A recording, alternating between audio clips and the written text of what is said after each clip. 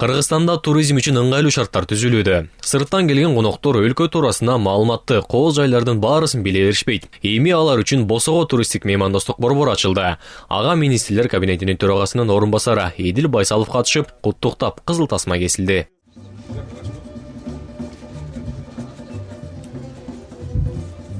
Мында ар дайым юрист, ошондой эле калкты тейлөө бөлүмүнүн, банктардын, уюлдук операторлордун, риэлторлордун, авиакассалардын, туристтик компаниялардын өкүлдөрү болот. Алар Кыргыз Республикасы боюнча кызыктуу турларды сунушташат.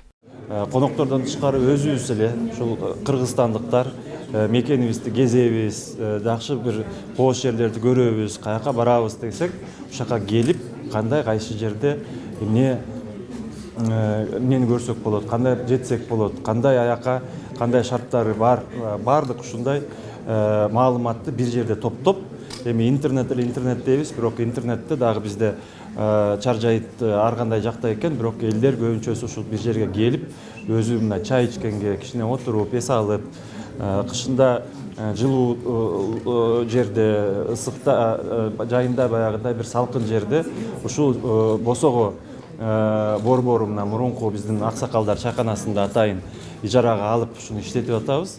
Бардык маалыматты телефон аркылуу да алса болот. Босогодо 24 сааттык чалуу борбору бар.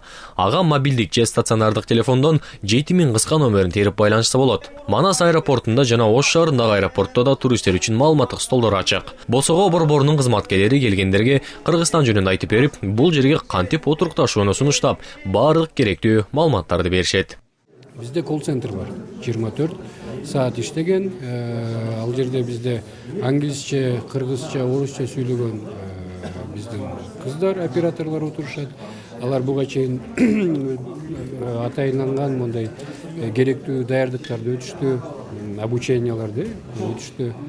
Ошол анан бул жерге келгенден кийин баягы эң негизги туристке кандай бир мондай керектүү маалыматтар маалымат, анан керектүү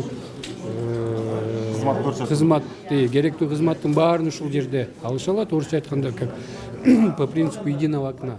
Ал эми бул кызматтан чет элдик туристтер гана эмес, кыргыз эли да өз өлкөсү тууралуу көп нерселерди үйрөнө алышат. Кыргызстандагы туризмди өнүктүрүүнү колдоо фонду менен Босого туристтик меймандостук борбору баарлашуу үчүн ачык жана туризм бизнесине тиешеси бар бардык адамдарды кызматташууга чакырат.